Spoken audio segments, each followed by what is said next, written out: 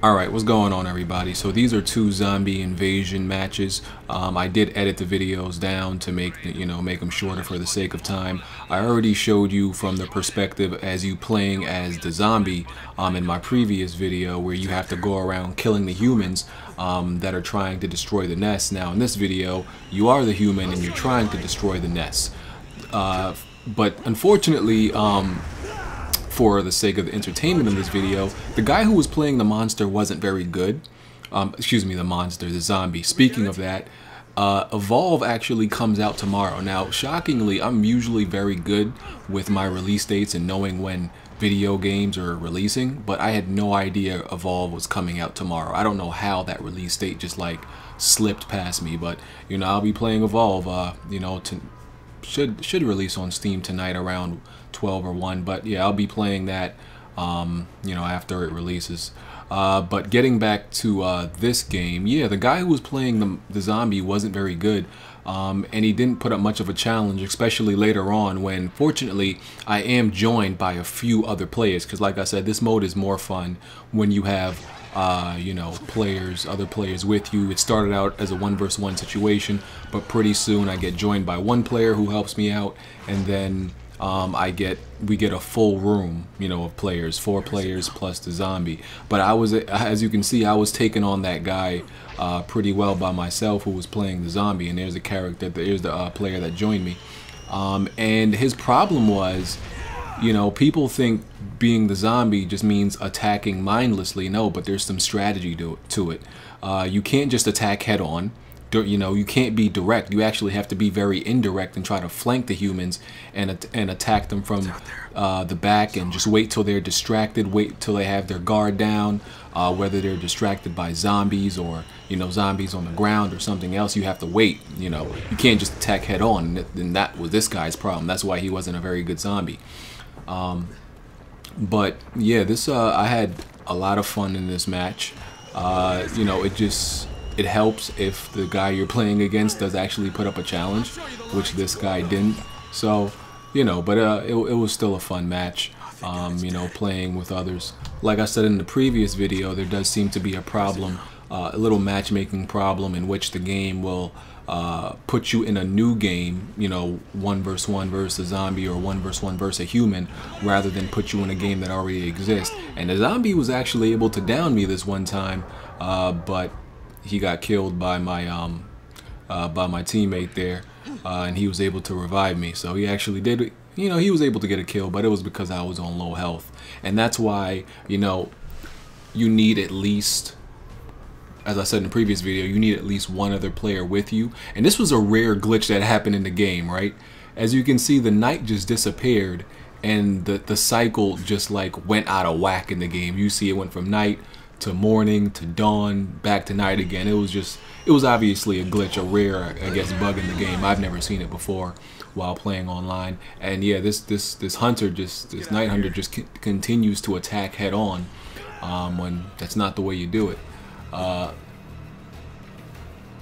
that's why it's ideal to have at least one player with you, one to pretty much watch your back, one to look in both directions, know where the zombie's coming from. One could attack the nest, one could protect. So that's why it's ideal. Now 4 versus 1 is actually a little bit unfair, honestly, unless it's one of the leveled up zombies. So this was the second match, and I was actually hoping we would get a different guy playing as a zombie, because this guy wasn't very good. But it's the same guy, so we dealt with it. So, in this type of situation, that's why I think you actually do need a leveled up zombie, somebody who has a leveled up zombie, because they are really challenging. Even with like 3 players. 4 players, I think it's pretty, it's definitely doable. 3 players, doable. 2, it's still a challenge. 3 it's even still a challenge if you have somebody who's really good at playing zombie.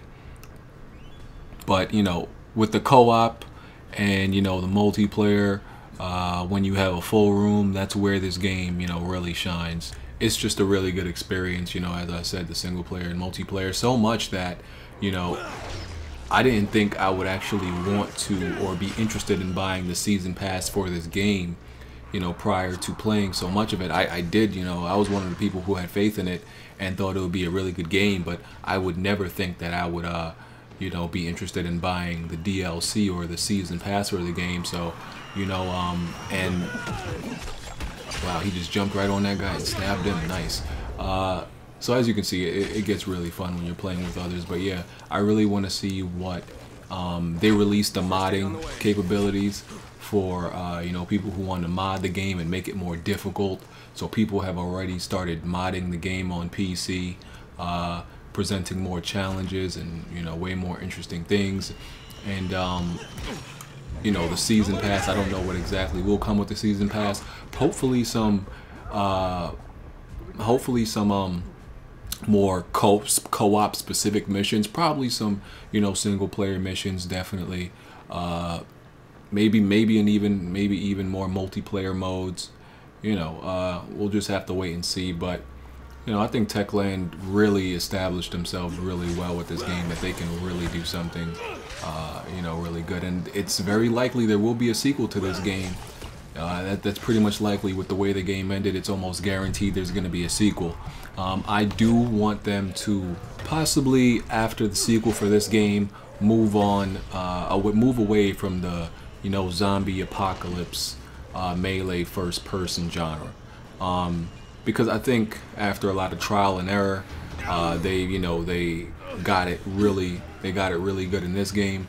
But you know, zombie games now are kind of like, not exactly, but it's getting to the point where it was almost like when first-person shooters were, you know, saturating the market so much, where every developer was trying to release a first-person shooter, whether it was good or bad, because that was selling. And you know, I would say most of the zombie games that are released are actually good games, right? So at least they're not complete crap. But you know, we don't want too much of them, because then it's gonna begin to feel real stale and fatigued. So I do want to see them move on from, you know, the zombie apocalypse theme after the sequel to this game. I want to see what they're really able to do.